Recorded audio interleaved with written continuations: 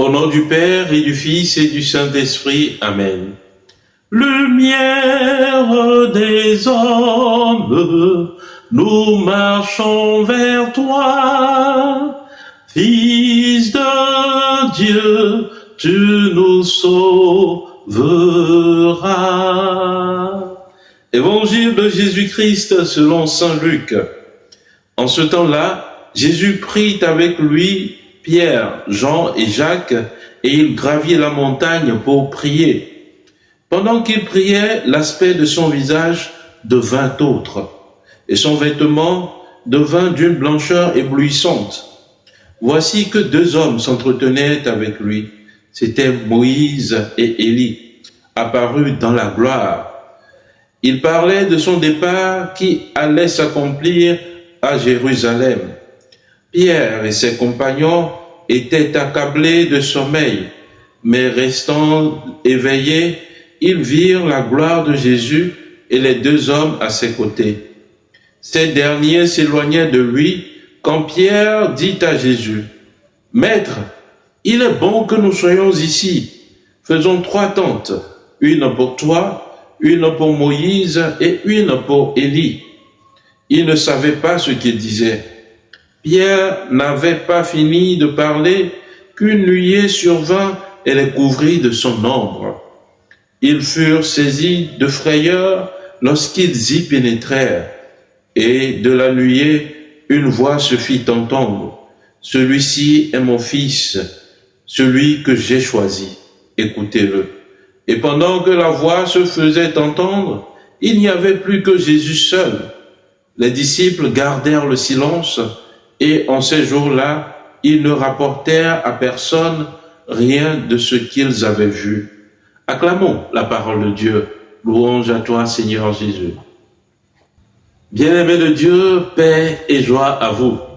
Dimanche dernier, nous étions dans le désert avec Jésus, où il a triomphé de Satan. Et aujourd'hui, en ce dimanche, il nous conduit sur la montagne du Tabor pour être transfiguré. Oui, ce n'est pas simplement Pierre, Jacques et Jean qui vont au Tabor, mais c'est toute l'humanité que nous constituons qui va au Tabor pour contempler la gloire de Jésus en prière.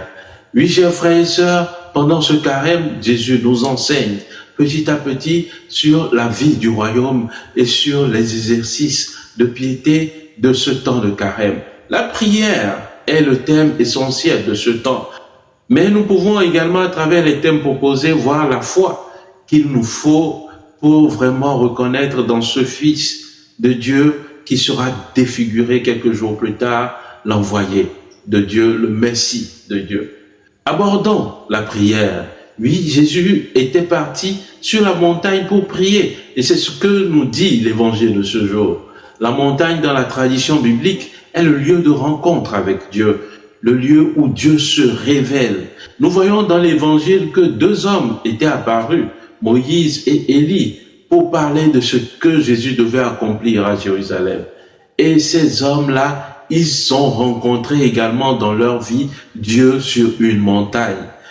Parlant de Moïse, Moïse a rencontré le Seigneur et il a demandé, il a supplié le Seigneur, « Seigneur, fais-moi voir ta gloire. » Alors le Seigneur s'est révélé à lui de dos.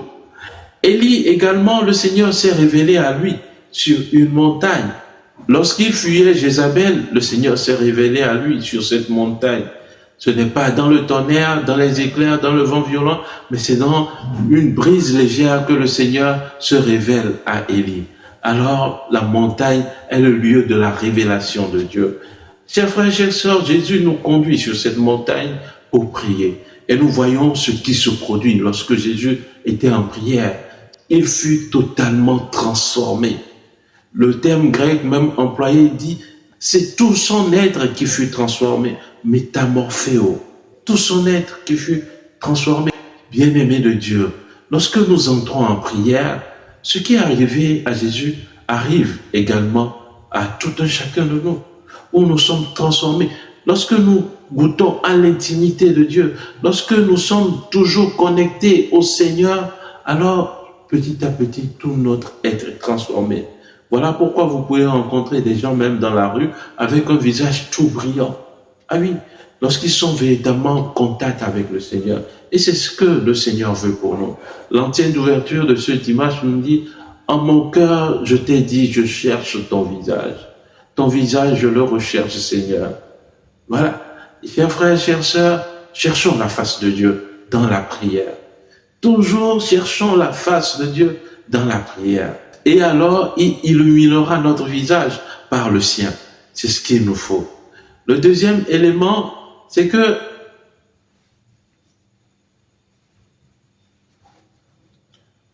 le deuxième élément de méditation de ce dimanche, c'est que nous voyons que Jésus conduit ses disciples, Pierre, Jacques et Jean, sur cette montagne pour se révéler à eux d'abord, pour leur dire qu'il est le Messie. Voilà pourquoi la finale de l'évangile nous dit que ces disciples n'ont rien dit à personne lorsqu'ils sont revenus.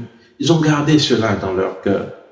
Et Jésus veut leur enseigner que quelques jours plus tard, ce même visage glorieux qu'ils verront sera défiguré, mais qu'ils ne s'en tiennent pas aux souffrances qu'il va subir, mais qu'il aille beaucoup plus loin que ces souffrances, car il sera ressuscité. Chers frères, chères sœurs, Jésus venait d'annoncer sa passion, et alors il vient se révéler à ses disciples. Nous comprenons ce que Jésus a fait avec les mots de Saint Paul apôtre aux Romains, chapitre 8, verset 18. Saint Paul dit, les souffrances du temps présent ne sont en rien à comparer avec la gloire que le Seigneur va bientôt révéler en nous. Oui, chers frères et sœurs, nous passons par des moments de souffrance, mais nous ne devons pas nous arrêter à ces moments-là. Nous devons voir ce que le Seigneur promet pour nous. Et voilà pourquoi il est beau en ce dimanche de découvrir l'espérance à laquelle le Seigneur nous appelle. Et cette année jubilaire est placée sous le thème de pèlerin d'espérance. Chers frères, chères sœurs, nous sommes les pèlerins d'espérance. Que cette espérance jamais ne quitte notre cœur. Il est vrai, les souffrances viendront, mais ces souffrances ne doivent pas nous faire perdre de vue l'objectif. Ressembler à Dieu, adhérer à Dieu.